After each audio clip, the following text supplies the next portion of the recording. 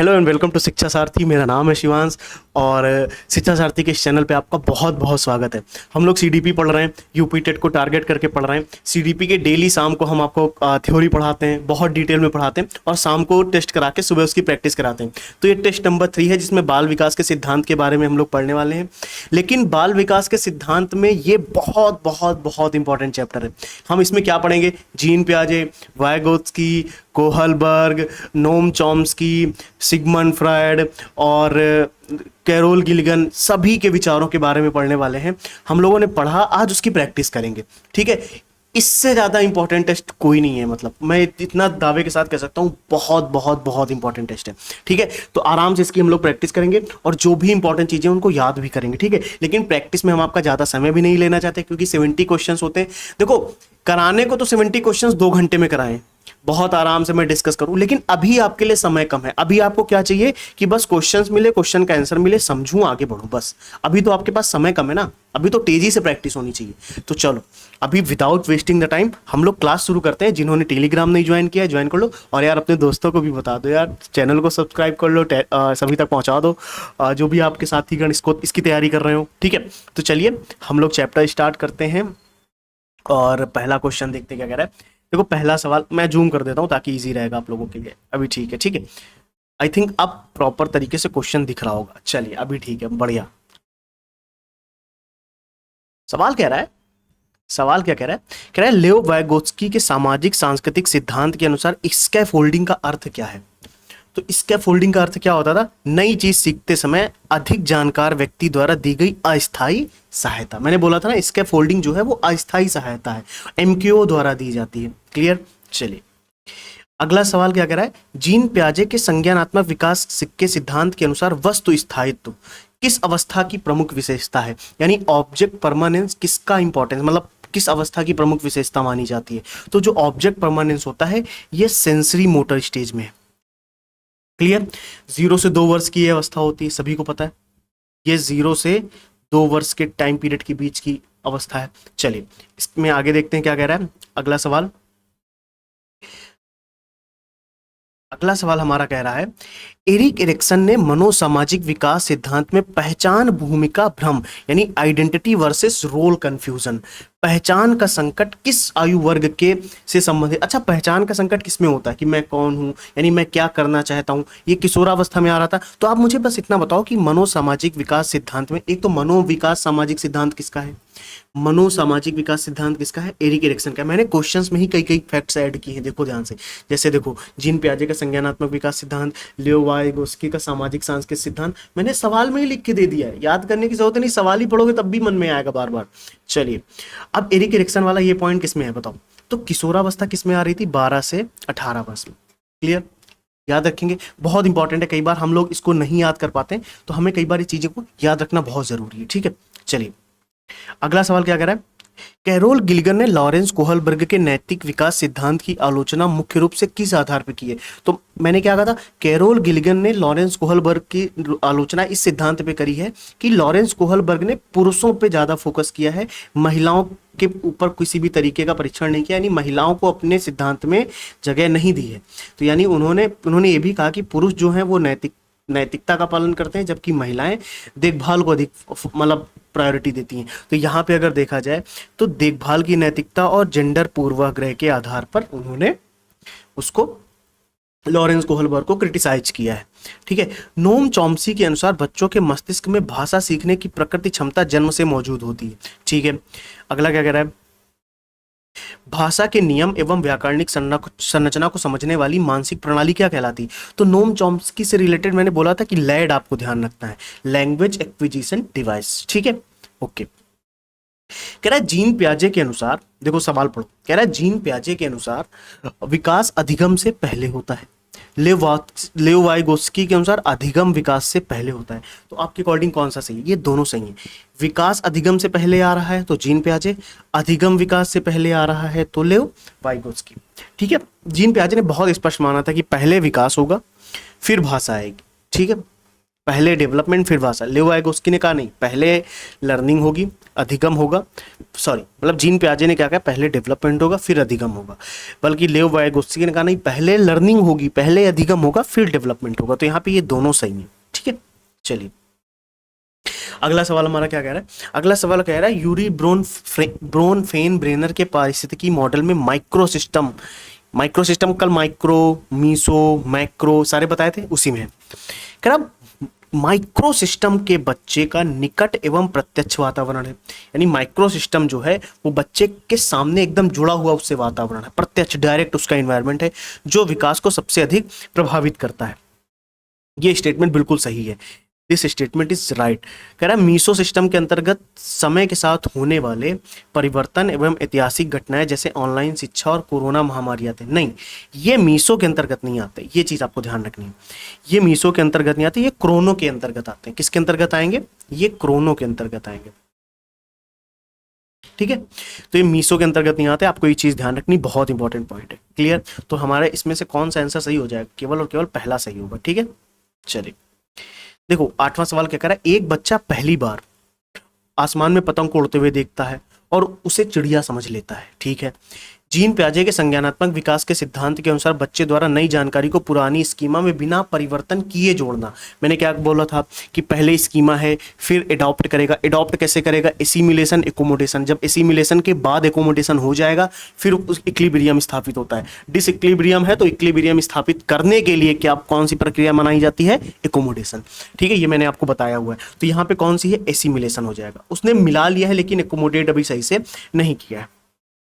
Clear, I think अभी समझ में आ गया होगा।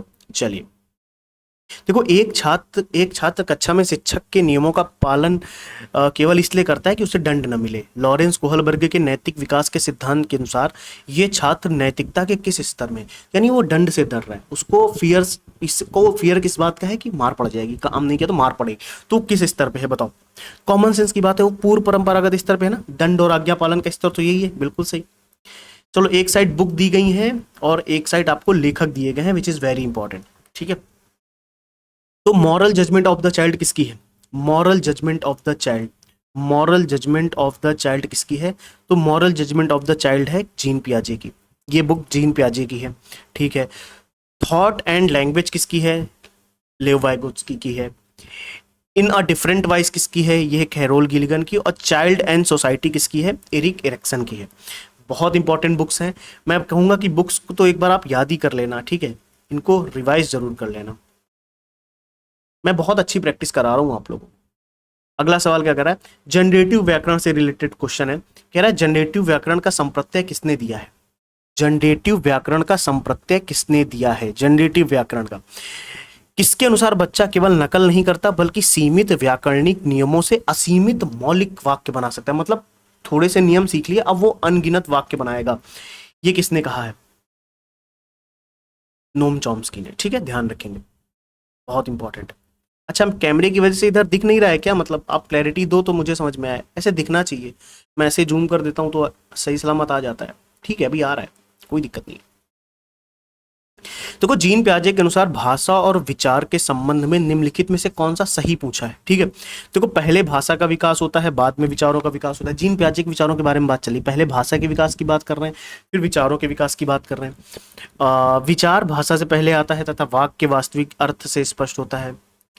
फिर अगला दो स्टेटमेंट क्या करें, प्रारंभ में भाषा विचार अलग होते हैं, बाद में भाषा विचार को प्रभावित करती है। ठीक है, भाषा और विचार दोनों एक साथ विकसित। तो देखो मैंने चारों ऑप्शन पढ़े, मैं सबसे बेस्ट ऑप्शन क्या है मैं आपको बताता हूँ। जीन पियाजे के अकॉर्डिंग आपको ध्यान रखना है, भाषा और विचार के संबंध में निम्नलिखित कथनों में से सिर्फ वो कथन सत्य है कि विचार भाषा से पहले आते हैं। ध्यान रखना, उन्होंने यही माना है, थॉट हमेशा भाषा से पहले आएगा, थॉट हमेशा भाषा से पहले आएगा, ये ऐसा उन्होंने माना है। ठीक है, चलिए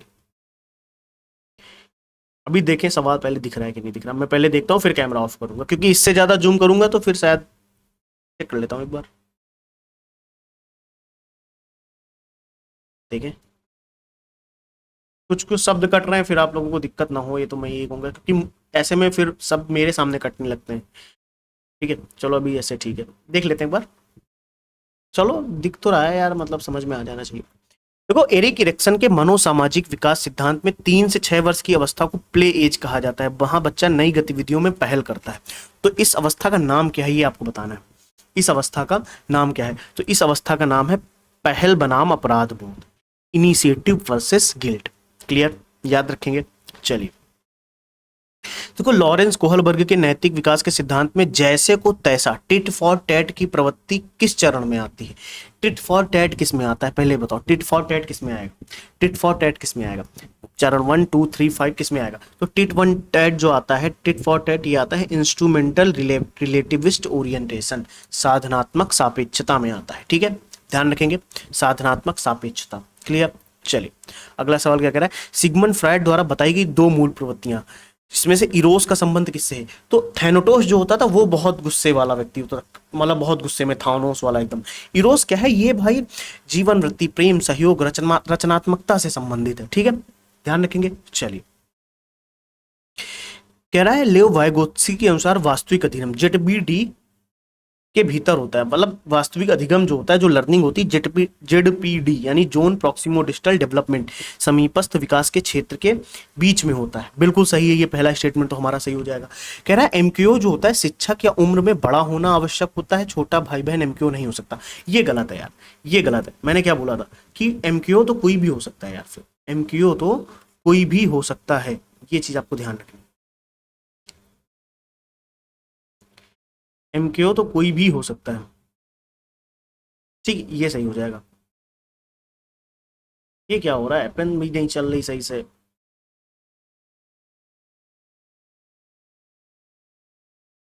चलो, आप ऐसा ध्यान रखो, पहला केवल सही है। ठीक है, चलिए, एक काम करते हैं यार, आप लोगों को सही से दिख नहीं, देखो सेंटेंस कई बार कट हो रहे हैं, तो मैं एक काम करता हूँ, कैमरा ऑफ कर देता हूँ, क्वेश्चंस पे फोकस रखना आप लोग। ठीक है, डोंट वरी, मैं अभी कैमरा ऑन कर लूंगा बीच में, लेकिन आप लोग पूरा फोकस क्वेश्चंस पे रखना, अदरवाइज फिर काफी ध्यान भटकेगा आप लोगों का। ठीक है, अभी ठीक है। चलिए, शुरू करते हैं। देखो, यूरी ब्रोन फेन ब्रेनर के पारिस्थितिकी मॉडल के संदर्भ में निम्नलिखित कथनों पर विचार करना है। एक्सोसिस्टम में बच्चा प्रत्यक्ष रूप से शामिल नहीं होता है, लेकिन इसका प्रभाव उस पर पड़ता है। तो भाई ये कथन सही है, एक्सोसिस्टम में बच्चा शामिल नहीं होता है, बिल्कुल सही बात है। ठीक है, माता पिता के कार्यस्थल में बच्चा डायरेक्ट कहाँ शामिल होता है, लेकिन उनका प्रभाव जरूर पड़ता है। माइक्रो सिस्टम के अंतर्गत सामाजिक मूल्य, सांस्कृतिक परंपराएं और आर्थिक स्थिति शामिल होती है, ये भी सही है। तो हमारा कहीं ना कहीं पहला और दूसरा सही हो जाएगा। देखो, एक बच्ची पहले कोयल को कौवा समझती थी, लेकिन अब वह नई जानकारी प्राप्त कर कोयल और कौवे में अंतर करना समझ गई है। आप सोचो ध्यान से, यहाँ पे आप इसको सोचो, मैंने बोला है कि वो अंतर करना समझ गई, यानी उसने एकोमोडेट कर लिया है। आपको ये समझना है, उसने क्या कर लिया है? एकोमोडेट कर लिया है। अगर उसने एकोमोडेट कर लिया है तो क्या एसिमिलेशन आएगा, एनिमिज्म आएगा, समायोजन आएगा ना, तो फिर बस सिंपल। क्लियर। चलिए, एक 5 वर्ष का बच्चा खेलते समय या कार्य करते समय स्वयं से बातें करता है। लेव वाइगोत्स्की के अनुसार बच्चा का इस प्रकार बोलना क्या कहलाता है? अगर बच्चा इस प्रकार खुद से बातें करके काम कर रहा है तो उसका ये बोलना क्या कहलाएगा, बताओ। उसका ये बोलना कहलाता है, लेव वाइगोत्स्की के अनुसार पूछा गया है, प्राइवेट स्पीच कहेगा कि ईगोसेंट्रिज्म कहा जाएगा? बताओ, चलो, आपको कंफ्यूजन इसी में होगा, प्राइवेट स्पीच कहा जाएगा या ईगोसेंट्रिज्म कहा जाएगा। सबसे इंपॉर्टेंट तो कंफ्यूजन यही होगा। देखो, अगर खुद से बातें कर रहा है तो ईगोसेंट्रिक भी है, क्योंकि एक विचारक कह चुके हैं, लेकिन अगर वो प्राइवेट स्पीच की बात कर रहे हैं तो ये किसने कहा है? चलो बताओ, सिंपल सी बात है, लेव वाइगोत्स्की ने प्राइवेट स्पीच कहा है, जो बच्चे को आत्मनिर्देशन और आत्मनियमन में सहायता करता है। ठीक है, एक साइड आपको चरण दिए गए हैं जीन पियाजे के, एक साइड उनकी विशेषता बतानी है। तो जीन पियाजे के संज्ञानात्मक विकास के चरणों की क्या विशेषता है, आपको ये बताना है यहाँ पे। ठीक है, क्लियर। तो संवेदी गामक विशेषता, संवेदी गामक जो अवस्था है, ये किससे संबंधित है? संवेदी गामक अवस्था, संवेदी गामक अवस्था किससे संबंधित है? संवेदी गामक जो अवस्था है वो संबंधित है विलंबित अनुकरण से। ठीक है, और पूर्व संक्रियात्मक अवस्था किससे संबंधित है? ऊपर कुछ है, पूर्व संक्रियात्मक अवस्था जीववाद से संबंधित है। ठीक है, ध्यान रखेंगे। और मूर्त संक्रियात्मक व्यवस्था किससे संबंधित है? ये वर्गीकरण से संबंधित है। और औपचारिक संक्रियात्मक, ये इसमें अमूर्त चिंतन होता है। इसमें कौन सा चिंतन होता है? ये अमूर्त चिंतन हो रहा होता है। ठीक है, याद रखेंगे। चलिए, अगला सवाल है हमारा, कह रहा है सिगमंड फ्रायड के, अरे यार फिर दिखेगा नहीं, चलो एक मिनट, सिगमंड फ्राइड के मनोविश्लेषणवाद के अनुसार थैनेटोस, फिर आ गया ना, देखो इरोस करा चुके थे, थैनेटोस आ गया। ये किससे संबंधित है? मृत्यु प्रवृत्ति, आक्रामकता, क्रोध और विनाश से संबंधित है। ठीक है, याद रहेगा आप लोगों को। चलिए, लॉरेंस कोहलबर्ग के सिद्धांत के अनुसार किसी नैतिक दुविधा जैसे हिंज की चोरी में सही या गलत का निर्णय लेने के पीछे व्यक्ति की जो तार्किक सोच होती है उसे क्या कहा जाता है? यानी व्यक्ति जब सही और गलत का डिसीजन ले रहा होता है इस तरीके के मामलों में, तो उसे क्या कहेंगे हम लोग? तो उसे कहा जाता है मॉरल रीजनिंग। ठीक है, करा चुके हैं, ये भी हम लोगों ने किया है। देखो, जीन प्याजे के अनुसार जब बच्चा खुद से बातें करता है तो उसे सामूहिक, कलेक्टिव मोनोलॉग कहा जाता है। ये किस आयु वर्ग के बच्चों में पाई जाती है? जीन प्याजे के अनुसार ये किस आयु वर्ग के बच्चों में पाई जाती है? तो बेटा जीन प्याजे के अनुसार ये पाई जाती है 3 से 5 वर्ष के बच्चों में। ठीक है, याद रखेंगे, वेरी गुड। नोम चॉम्स्की के अनुसार भाषा अर्जन सिद्धांत, एक तो नोम चॉम्स्की का ये सिद्धांत है, पहले यही याद कर लेना आप लोग। ठीक है, सार्वभौमिक व्याकरण का तात्पर्य किससे? अच्छा, आपसे कोई पूछ ले यूनिवर्सल ग्रामर किन से संबंधित है, तो नोम चॉम्स्की लगा के आना। देखो, नोम भाषा अर्जन सिद्धांत में यूजी यानी यूनिवर्सल ग्रामर से क्या मतलब है? तो बेटा यूजी से क्या मतलब होता है? यूजी से मतलब होता है भाषा के मूल नियमों और व्याकरण को पहचानने की जमजात क्षमता। ठीक है, क्लियर। चलिए, देखो, एरिक एरिक्सन ने मनोसामाजिक विकास सिद्धांत में 6 से 12 वर्ष की आयु की अवस्था को क्या कहा है, जिसमें बच्चे मुख्य कार्य पढ़ाई, कौशल सीखना और मेहनत करते हैं 6 से 12 वर्ष में। तो इस अवस्था को क्या कहा है एरिक एरिक्सन ने? तो एरिक एरिक्सन का सिद्धांत कौन सा है? मनोसामाजिक विकास सिद्धांत, पहले ये याद रखना। तो बताओ, तो इसका आंसर क्या हो जाएगा? इसका आंसर हो जाएगा परिश्रम बनाम हीनता, इंडस्ट्री वर्सेस इंफीरियोरिटी बोला जाता है। ठीक है, इसमें बच्चा मेहनत करता है, खुद कॉम्पिटेंस का गुण विकसित कर रहा होता है। देखो, स्कैफोल्डिंग हमेशा जेडपीडी के भीतर दी जाएगी। तो ये स्टेटमेंट आपस में सही है या गलत है? कॉमन सेंस की बात है, ये स्टेटमेंट तो हमारा सही है। वाइगोत्स्की के अनुसार भाषा स्कैफोल्डिंग प्रदान करने का प्रमुख साधन है। बिल्कुल सही, भाषा ही से तो सिखाओगे किसी सामने वाले को, तो इसमें तो दोनों सही हो जाएंगे। क्लियर। चलिए, 27 नंबर सवाल क्या कह रहा है? जीन प्याजे का मानना था कि बाल विकास एक सतत प्रक्रिया है, इसके चरण छोड़े जा सकते हैं। नहीं, देखो एक चीज आपको ध्यान रखनी है, इसके चरण छोड़े नहीं जा सकते, कोई भी चरण बीच में कटेगा नहीं। पियाजे के अनुसार इक्विलिब्रियम आत्मसातीकरण एवं समायोजन के बीच संतुलन स्थापित करने की प्रक्रिया। बिल्कुल सही बात है, बिल्कुल बिल्कुल बिल्कुल सही बात है, बिल्कुल सही बात है।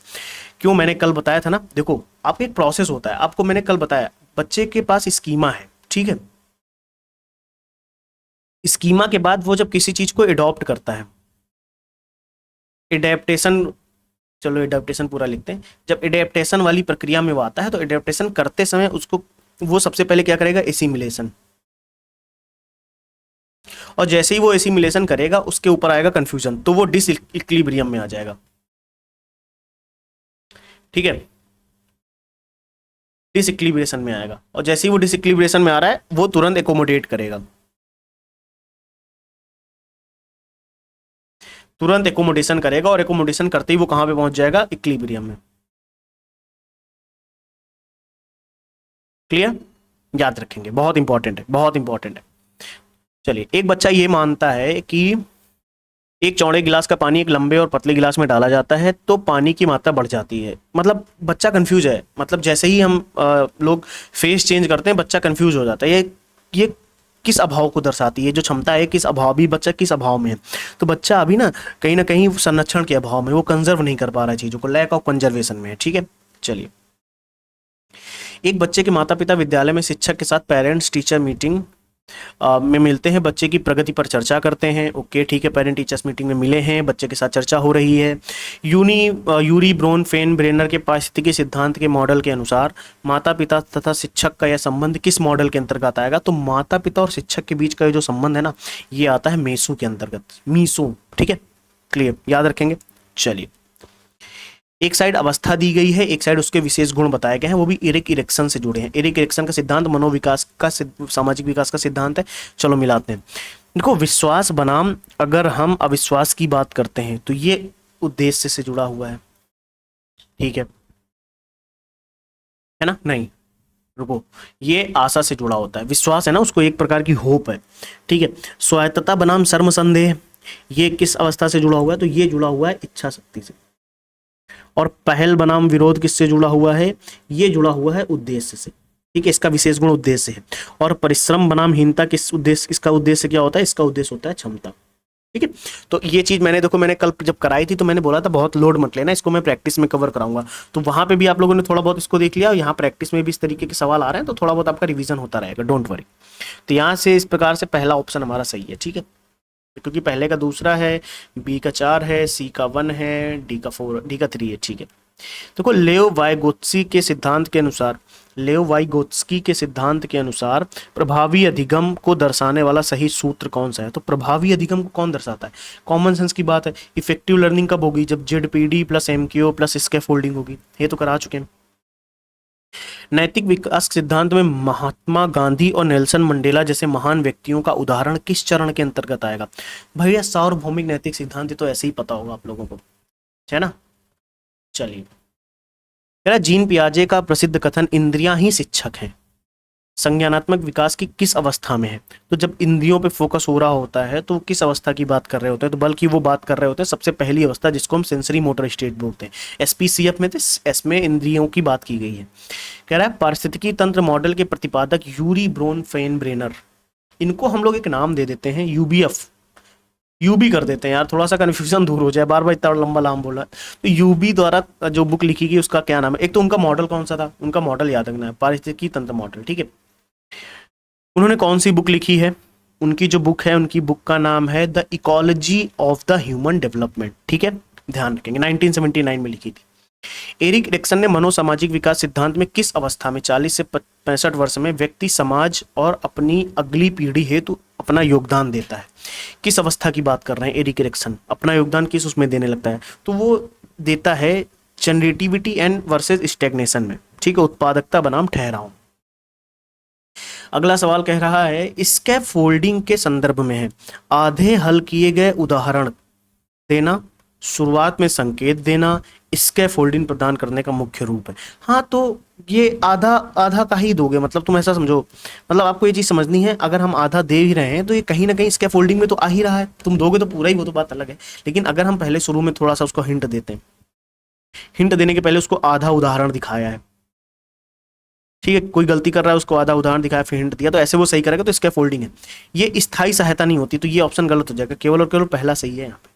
भाई स्कैफोल्डिंग टेम्परेरी परमानेंट थोड़ी होती, टेम्परेरी होती।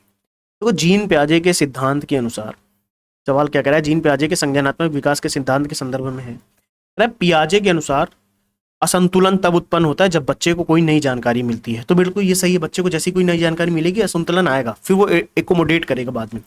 सेंट्रेशन मूर्त संक्रियात्मक अवस्था की एक प्रमुख विशेषता है। तो सेंट्रेशन जो है वो पूर्व संक्रियात्मक की है, ये गलत हो जाएगा। मूर्त संक्रियात्मक की नहीं है, ये पूर्व संक्रियात्मक की है। ठीक है, ये ध्यान रखना। क्लियर, याद रखोगे आप लोग। चलिए हम लोग नेक्स्ट सवाल की तरफ चलते हैं। तो यहां से हमारा केवल पहला सही हो जाएगा फिर तो। ठीक है, चलिए, एक छात्र किसी परीक्षा में स्वयं के प्रयास से 15 अंक प्राप्त करता है, लेकिन अपने शिक्षक के मार्गदर्शन से वो 30 अंक प्राप्त कर लेता है। तो लेव वाइगोत्स्की के अनुसार, सिद्धांत के अनुसार 15 में से 30 अंकों के बीच जो ये दिया गया उसको ये क्या कहलाता है? इसी को तो हम कहते थे जेडपीडी, है ना, इसी को तो हम लोगों ने जेडपीडी कहा है। बिल्कुल सही। देखो, एक विज्ञान शिक्षक कक्षा में छात्रों को एक समस्या देता है, कहता है यदि तापमान बढ़ाया जाए तो गैस के दबाव पर क्या प्रभाव पड़ेगा। छात्र इस पर तार्किक रूप से विचार करते हैं। जीन पियाजे के अनुसार इस प्रकार की परिकल्पनात्मक निगमनात्मक तर्क हाइपोथेटिकल डिटेक्टिव रीजनिंग किस अवस्था में आती है? मैंने कल आपको बताया था, जब इफ और देन की बात हो, इफ और देन की जब बात हो तो वो कौन सी अवस्था होती है? जब इफ और देन की बात होगी तो वो कौन सी अवस्था होगी बताओ? मैंने बोला था इफ और देन की बात होगी तो वो औपचारिक संक्रियात्मक अवस्था की बात की जा रही है। ठीक है, ध्यान रखना है। 11 से 15 वर्ष के बीच की आयु होती है। ठीक है, मनोवैज्ञानिक दिए गए हैं, उनकी पुस्तक दी गई, बहुत इंपॉर्टेंट है, बहुत इंपॉर्टेंट है, वेरी इंपॉर्टेंट क्वेश्चन है। तो चलिए हम लोग कर लेते हैं सिंथेटिक स्ट्रक्चर्स किसकी है? तो सिंथेटिक स्ट्रक्चर जो है वो है नोम चॉम्स्की की। स्ट्रक्चर की बात की जाए, सिंटैक यानी भाषा से रिलेटेड बात हो रही है यहाँ पे, समझ में आ रहा है अपने को। अच्छा, interpretation of dream Sigmund Freud बताने की जरूरत ही नहीं है। Interpretation of dream Sigmund Freud, dreams की बात आ जाए ना, सिगमंड फ्रायड ध्यान रखना है। और साइकोलॉजी ऑफ मॉरल डेवलपमेंट, अरे बहुत इंपॉर्टेंट यार, ये तो कितनी बार हम लोगों ने कहा, इसको याद रखना आप लोग, कोहलबर्ग की है। और लैंग्वेज एंड थॉट की बात आएगी तो जीन पियाजे। ठीक है, thought of the child. Clear, तो बहुत इंपॉर्टेंट बुक्स हैं, इनको ध्यान रखना है आप लोगों को।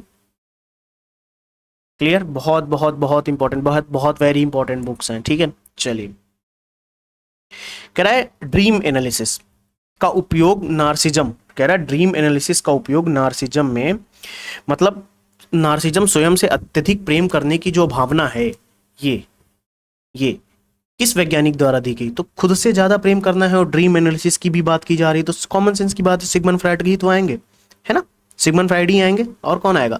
फिर अगला सवाल क्या कह रहा है, लेव वाइगोत्स्की को बाल विकास के क्षेत्र में किस प्रकार का विचारक माना जाता है? बाल विकास के क्षेत्र में किस प्रकार का विचारक माना जाता है?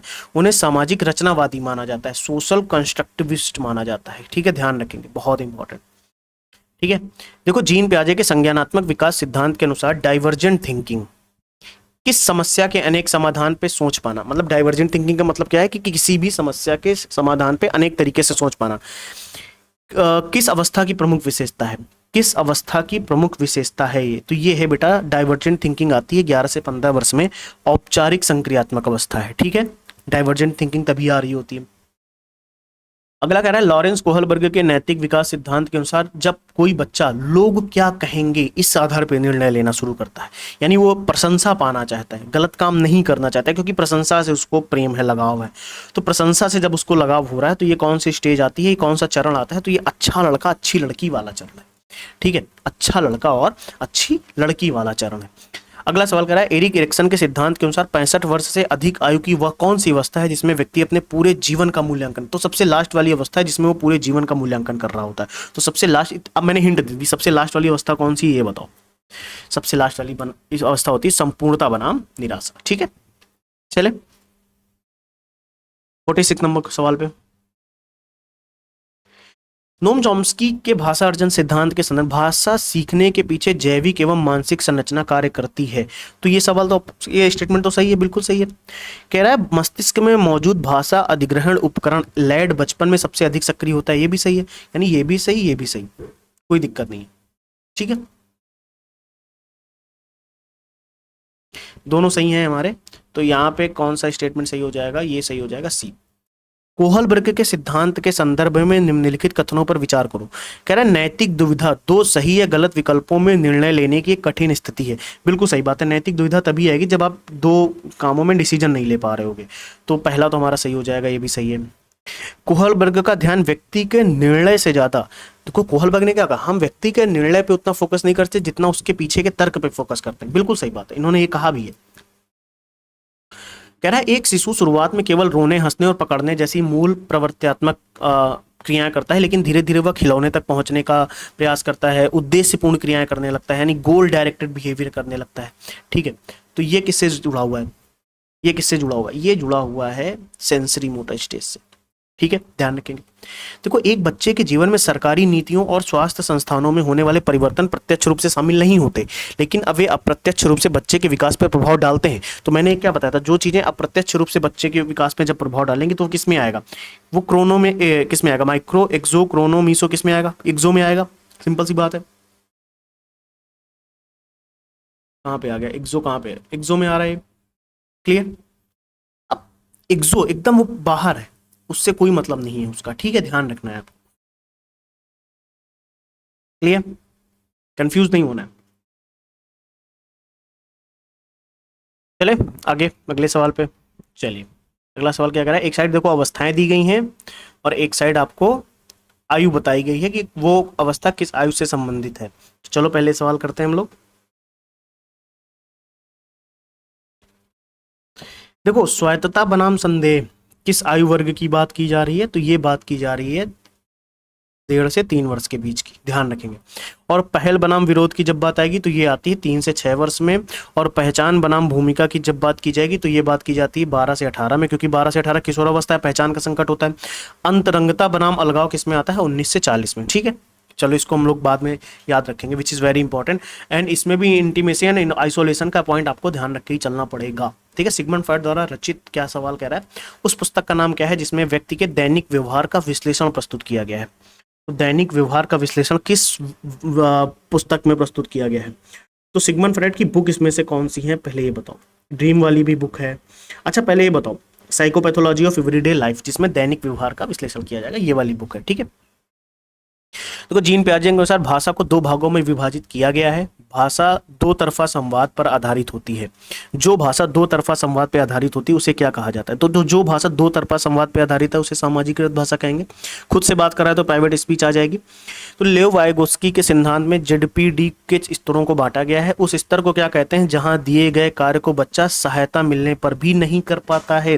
तो जो काम बच्चा सहायता मिलने पर भी नहीं कर पाएगा उसको क्या कहेंगे? उसको हम लोग कहते हैं बियॉन्ड एबिलिटी। बियॉन्ड एबिलिटी, पहुंच से बाहर है। शिक्षक भर्ती परीक्षाओं में लेव वाइगोत्स्की के स्कैफोल्डिंग शब्द के लिए हिंदी में किन नामों का भी प्रयोग किया जाता है? ये देखो क्या ही सवाल ऐड किया है भाई साहब, मतलब टीचिंग एग्जाम्स में सीधे लिख दिया भाई, बात ही खत्म। तो कुल मिला के पूछ रहा है स्कैफोल्डिंग जो है, स्कैफोल्डिंग शब्द का बार बार कहाँ, मतलब क्या है उसके और एक्स्ट्रा नाम कौन कौन से? तो बेटा इसका नाम पहाड़, मचान, ढांचा, निर्माण, आलम्बन। ठीक है।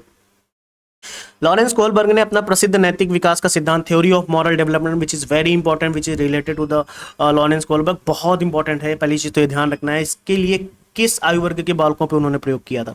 किस आयु वर्ग के बालकों पे लॉरेंस कोहलबर्ग ने प्रयोग किया है? तो उन्होंने प्रयोग किया है 10 से 16 वर्ष के बच्चों पे, ध्यान रखना है।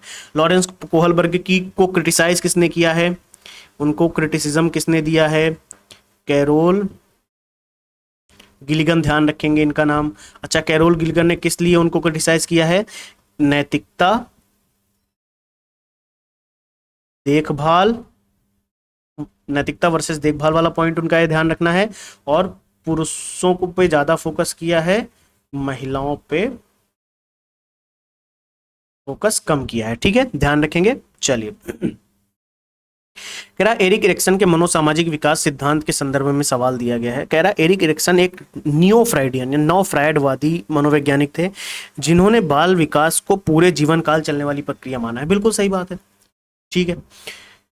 किशोरावस्था की सबसे महत्वपूर्ण अवस्था पहचान एवं भूमिका है, जिसमें बच्चा भ्रम में है, मन में उठने वाले बहुत प्रश्न है कि मैं कौन हूं, मैं क्या करना चाहता हूं। तो बिल्कुल सही है, मतलब ये ऐसी अवस्था है, सीधी बात है, सही बात है, मैं कोई ऊपर नीचे किंतु परंतु की बात नहीं है। लैड के बारे में सवाल है, लैड के बारे में देखो सवाल आया, कह रहा है नोम चॉम्स्की भाषा अधिग्रहण के संदर्भ में विचार दिए गए हैं। तो पहले बताओ कथन कौन सा सही है इसमें से? देखो चॉम्स्की का निष्कर्ष है कि बच्चे वयस्कों की तुलना में नई भाषा जल्दी सीखते हैं क्योंकि बचपन में लैड सबसे ज्यादा सक्रिय होता है। बेटा यही सही है, यही सबसे ज्यादा सही है। देखो लैड मानव मस्तिष्क में मौजूद एक वास्तविक और स्पष्ट भौतिक अंग है। कैसे भैया? काल्पनिक प्रणाली, मैंने बोला था ना। तो इसमें से कौन सा सही हो जाएगा? केवल केवल दूसरा सही है, केवल और केवल दूसरा सही है। एक बच्चा जब किसी वस्तु को देखते समय केवल उसकी विशेषता पर अटक नहीं जाता, ध्यान से समझना है, केवल उसकी एक विशेषता पर अटका नहीं रहता, बल्कि एक ही समय में वस्तु की ऊंचाई, चौड़ाई और आकार सभी पर ध्यान केंद्रित कर पा रहा है, सभी पे वो ध्यान दे पा रहा है।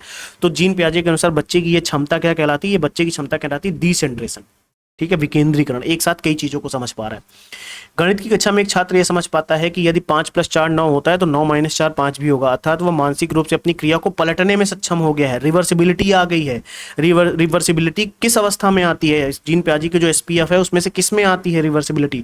तो मैंने आपको बताया था रिवर्सिबिलिटी जो आती है, ध्यान समझना, जो रिवर्सिबिलिटी आती है वो मूर्त संक्रियात्मक में आती है। ठीक है, चलिए, एक साइड मनोवैज्ञानिक दिए गए हैं, एक साइड उनकी बुक्स दी गई हैं। तो काम करना है, सवाल सॉल्व करना है। साइकोलॉजी ऑफ इंटेलिजेंस किसकी बुक है? तो साइकोलॉजी ऑफ इंटेलिजेंस जीन पियाजे की है। लैंग्वेज एंड माइंड किसकी बुक है? तो ये बताने की जरूरत ही नहीं है, language and mind Noam Chomsky की बात आ जाएगी। लैंग्वेज और माइंड को कनेक्ट कर रहे हैं। प्रिंसिपल ऑफ साइको एनालिसिस तो सिगमंड फ्रायड जी हैं, बिल्कुल सही बात है, साइको एनालिसिस की बात आ रही है। Philosophy of moral development Lawrence Kohlberg. ठीक है, तो ये बुक्स मैं एक बार में 4 याद करा रहा हूं ताकि याद हो जाए, एक एक कराने से बेटर यही है मेरे लिए। किस मनोवैज्ञानिक ने बालकों को नन्हे वैज्ञानिक माना है? लिटिल साइंटिस्ट माना, जिनके सिद्धांत के अनुसार बच्चा स्वयं अनुभव एवं क्रियाओं द्वारा अपने ज्ञान का निर्माण करता है। किस मनोवैज्ञानिक ने नन्हा वैज्ञानिक माना है? हेलो, किसने माना है बच्चे को नन्हा मनोवैज्ञानिक? भाई जीन पियाजे नहीं तो माना है, बच्चा नन्हा वैज्ञानिक है, करके सीखेगा। चलो, लेव वाइगोत्स्की के सामाजिक सांस्कृतिक सिद्धांत के मुख्य आधार क्या हैं जिन्हें याद रखने के लिए? SCL। तो अपना सवाल में ही SCL दिया, तुम याद करो केवल, सोसाइटी कल्चर लैंग्वेज, तुम याद करके दिखाओ। मैं तो यही कहूंगा, आप याद करो केवल। ठीक है, चलो, नैतिक विकास के सिद्धांत थ्योरी ऑफ मॉरल डेवलपमेंट। अब तो ये तो याद ही हो गया होगा, मतलब इतनी बार आ गया लॉरेंस कोहलबर्ग का सिद्धांत, नैतिक विकास का सिद्धांत, नैतिक, है ना। तो मनोवैज्ञानिक किस मनोवैज्ञानिक के सिद्धांत से प्रेरित होकर बनाया गया था? नैतिक विकास का सिद्धांत किससे प्रेरित हुआ? तो बेटा नैतिक विकास का सिद्धांत प्रेरित था जीन पियाजे के संज्ञानात्मक विकास के सिद्धांत से। ठीक है, ध्यान रखना है। जेडपीडी का ज्ञात करने का सही सूत्र क्या है? अरे भाई साहब, अगर तुम्हें जेडपीडी ज्ञात करना है तो with support minus without support, ठीक है, उसके बीच की स्थिति होती। कल मैंने 20 बार ये चीज बोली थी, 20 बार, गिनना मत जा की वीडियो में। लॉरेंस कोलबर्ग के नैतिक विकास सिद्धांत की एक प्रमुख आलोचना यह भी है कि इसमें सांस्कृतिक पूर्वाग्रह भी पाया जाता है। तो सांस्कृतिक पूर्वाग्रह पाया जाता है तो मैं मानता हूं, लेकिन कैसा सांस्कृतिक पूर्वाग्रह पाया जाता है ये समझना है। इन्होंने पश्चिमी संस्कृति पर अधिक, मतलब वेस्टर्न कल्चर पे ज्यादा जोर दिया है, ये चीज ध्यान रखना है, ठीक है। ओके, 66 नंबर क्वेश्चन क्या कह रहा है? UB, which is very important. मैंने बोला था इनका नाम चेंज कर दो, यूबी कर दो, लेकिन फिर भी मैं बोल देता हूँ, यूरी बोन फ्रेन बेरनर। यूरी ब्रोन फेन ब्रेनर के पारिस्थितिकी मॉडल के संदर्भ में निम्नलिखित कथनों पर विचार करिए। माइक्रो और मैक्रो के बारे में बात की जा रही है, मैं फिर से क्लियर करता हूँ। माइक्रो सबसे ज्यादा प्रभावित करता है क्योंकि डायरेक्ट उससे जुड़ा होता है। मैक्रो देखो, बच्चे का परिवार, मित्र, पड़ोस आते नहीं। बच्चे का परिवार हो, मित्र हो, पड़ोस हो, ये सब माइक्रो में आते हैं, मैक्रो में नहीं आते। तो ये गलत हो जाएगा, ये सही हो जाएगा। पहला हमारा सही है केवल। चलिए, मैक्रो में कौन आता है फिर? मैक्रो में फिर कौन आता है? मैक्रो में आते हैं सामाजिक मूल्य, ठीक, ध्यान रखेंगे। चलिए, टॉम्स्की के अनुसार भाषा केवल दूसरों का अनुकरण करके सीखते हैं, इसके पीछे कोई मानसिक संरचना कार्य नहीं करती। अरे भैया, ये गलत है। अनुकरण करके तो सीखते ही हैं, उसके पीछे वो भी काम करती है, मानसिक संरचना भी कार्य कर रही होती है। फिर यूजी, यूनिवर्सल ग्रामर के अनुसार अलग अलग देशों के बच्चे अलग अलग भाषाएं सीखते हैं, लेकिन भाषा सीखने की प्रक्रिया समान रहती है। ये तो कल मैंने बताया था, सीधी सी बात है। तो केवल बी ऑप्शन सही हो जाएगा यहाँ पे। देखो, 1, 2 से 3 वर्ष का बच्चा स्वयं खाना खाने, अपने कपड़े खुद पहनने और टॉयलेट ट्रेनिंग जैसी गतिविधियों में स्वतंत्रता चाहता है। इन्हें स्वयं से करने का प्रयास भी करता है। एरिक एरिक्सन के इस सिद्धांत के अनुसार मनोसामाजिक, अब बताऊंगा ना बार बार, एरिक एरिक्सन इतनी बार मनोसामाजिक आ गया कि अब गलती नहीं होनी चाहिए। एरिक एरिक्सन का मनोसामाजिक सिद्धांत के अनुसार यह बच्चा किस अवस्था में, जिसमें कपड़े खुद पहनता है, टॉयलेट ट्रेनिंग जैसी गतिविधियों में वो खुद स्वतंत्रता चाहता है? बताओ। यह है स्वायत्तता बनाम शर्म संदेह। शर्म हो रही है, अब मम्मी उसको अंडरवेयर पहना रही है। एक माता पिता अपने बच्चे को चलाते समय, चलना सिखाते समय उसको उंगली पकड़ के चलना सिखाते हैं। फिर जब बच्चा स्वयं संतुलन बनाना सीख जाता है तो धीरे धीरे अपनी सहायता हटा लेते हैं। तो ये किससे जुड़ा है? सीधी बात है, इसके फोल्डिंग से जुड़ा हुआ है, बताने की जरूरत ही नहीं है, ठीक। चलो, आखिरी सवाल, इसके बाद छुट्टी। अवधारणा दी गई है और मनोवैज्ञानिक, कौन सी अवधारणा किससे जुड़ी हुई है? तो नारीवाद दृष्टिकोण किससे जुड़ा हुआ है? नारीवादी दृष्टिकोण, कैरोल गिलिगन, याद आया, क्योंकि उन्होंने ही कोहलबर्ग की आलोचना करी है ना, इसी वजह से। जन्मजात सिद्धांत किसमें है? जन्मजात सिद्धांत की जब बात आएगी तो कहाँ जाएंगे भाई? नोम चॉम्स्की आएंगे, भाषा की बात कर रहे हैं। नौ फ्राइडवादी कौन है? नौ फ्राइडवादी कौन है? एरिक एरिक्सन है, कोई बताने की जरूरत नहीं, सिंपल सी बात है। रचनावादी जीन पियाजे का सिद्धांत, ठीक है, ध्यान रखना है। तो आई थिंक हम लोगों ने 70 क्वेश्चंस तो बहुत अच्छे से कर लिए हैं, बताने की जरूरत नहीं है। 70 क्वेश्चंस हम लोगों ने बहुत अच्छे से करे हैं, और कहीं ना कहीं आप लोगों ने भी किए होंगे। अब जिन्होंने नहीं किए, मैं उनके लिए एक बात कहना चाहूंगा। जिन्होंने सवाल नहीं किए, टेस्ट की पीडीएफ मैं वहीं पे देता हूँ टेलीग्राम पे, सॉल्यूशन की पीडीएफ वीडियो के बाद में देता हूँ, ताकि आप लोग पहले सॉल्व कर लो, प्रैक्टिस कर लो। जो लोग क्लास पढ़ के नोट्स बना रहे हैं, मैं शॉर्ट नोट्स थोड़े दिन में दूंगा यार। पता, मेरी 200 पेज की बुक है जो मैंने लिखी है, सीडीपी की पूरी डिटेल्ड है, मतलब वो उसमें सब कुछ है। उसमें फिर आप दुनिया का कोई भी एग्जाम दो टीचिंग से, उसमें अगर सीडीपी आ रही है तो उससे कवर हो जाएगी, चाहे सीटेट हो चाहे यूपीटेट हो, सब उसमें कवर है। वो बुक अभी मैं पब्लिश नहीं कर पा रहा हूँ क्योंकि प्रूफ रीडिंग भी चल रही है, उसमें काफी एडिटिंग की भी जरूरत है। उसी को मैंने शॉर्ट नोट्स में जब मैंने कन्वर्ट किया तो 70 पेजेस में आई। वो 70 पेजेस भी अभी आप पढ़ नहीं सकते हो, तो मैं उन 70 पेजेस को 20 से 25 पेज में लाना चाहता हूँ। मैं उसी में मैं काम कर रहा हूँ अभी। तो वो जब 20 से 25 पेज में आ जाएंगे, मैं आपको दे दूंगा, फ्रीली अवेलेबल करा दूंगा, डोंट वरी, ग्रुप में मैं अपलोड कर दूंगा। लेकिन थोड़ा सा समय दो। मैंने फिर भी बोला है, वो 20-25 पेज इतने इंपॉर्टेंट नहीं है जितने इंपॉर्टेंट ये क्लास और प्रैक्टिस है। मैं फिर कह रहा हूँ, क्योंकि यहाँ पे सब कुछ है, सब कुछ मैंने दे दिया। क्लासेस भी प्रोवाइड है, थ्योरी है प्रॉपर, 1 घंटे की थ्योरी होती है, 1 घंटे की प्रैक्टिस होती है, 2 घंटे देने, इससे ज्यादा समय नहीं मांग रहा हूँ मैं। अगर आप 2 घंटे भी नहीं दे पा रहे हो तो क्या की तैयारी कर रहे हो फिर आप, है ना।